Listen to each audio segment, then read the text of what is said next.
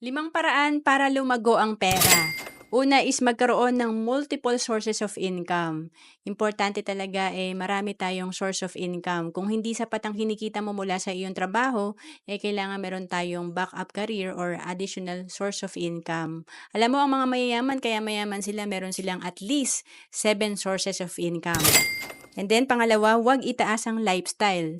So madalas kapag tumaas ang income natin, tumataas din ang lifestyle, lumalaki din ang gastos. So ang gawin natin talaga maging simple lang tayo sa ating pamumuhay. And then pangatlo, iwasan ng bisyo.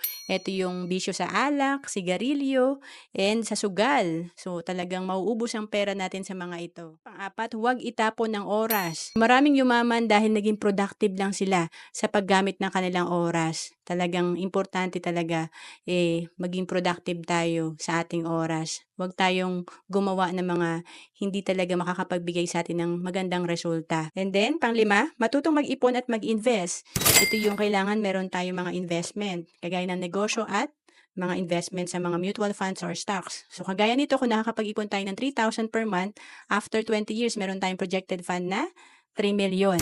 And kung tong 3 million mo, kumikita ng 10% per year, meron kang additional income na 300,000 per year. To know more about savings and investment, message mo lang ako sa FB, Roan Celis Capistrano.